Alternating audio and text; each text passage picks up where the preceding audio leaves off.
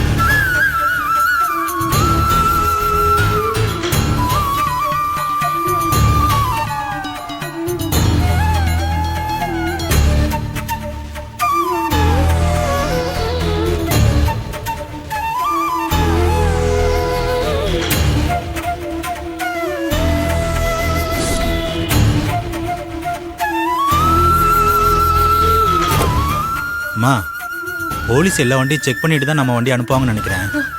நம்ம வேற ரூட்ல போயிடலாமா? சீக்கிரமா போங்க. சரி.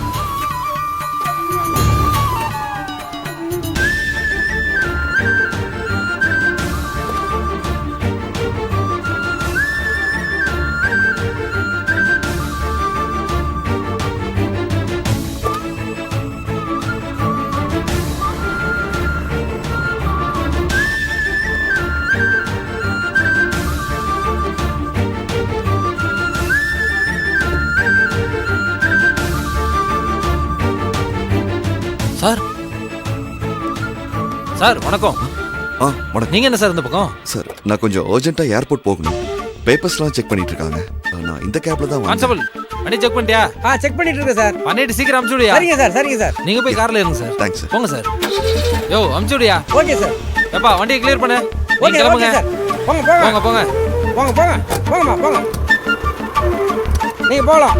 போப்பா. போங்க. மூவ் பண்ணுங்க. போங்க.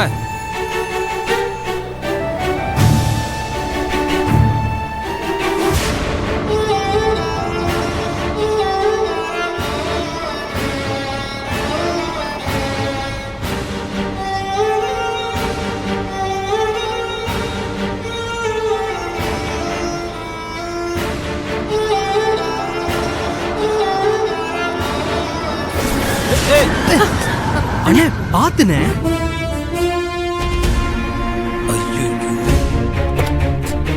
என்னாச்சுடா? யோ பண்ணி தெரியல. அண்ணே சாரிண்ணே. வெளியே அண்ணே இருண்ணே. பாத்து வர மாட்டேன். அவசரத்துல போயிட்டு இருக்கோம். அதனாலதான் மன்னிச்சிருண்ணே.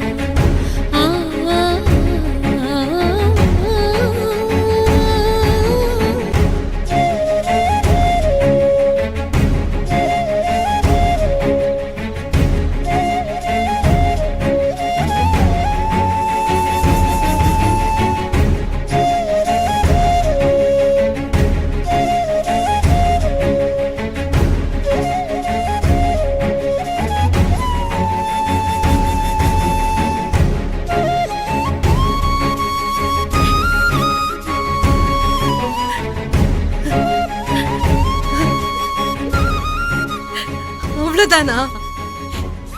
என்னை விட்டுட்டு போகணும்னு முடிவே பண்ணிட்டியா?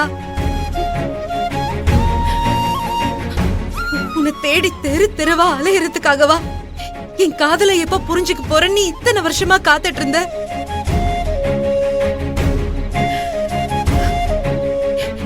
எங்க அப்பா செத்தப்ப கூட நான் இவ்வளவு தூரம் உடைஞ்சு போகல. உன் குரலை கேட்காம உன்னை பார்க்காம இருந்த அந்த நிமிஷம் எனக்கு ஏதோ நெருப்புல நின்ன மாதிரி இருந்துச்சு. என்னால இந்த சித்திரவதையை தாங்க முடியல.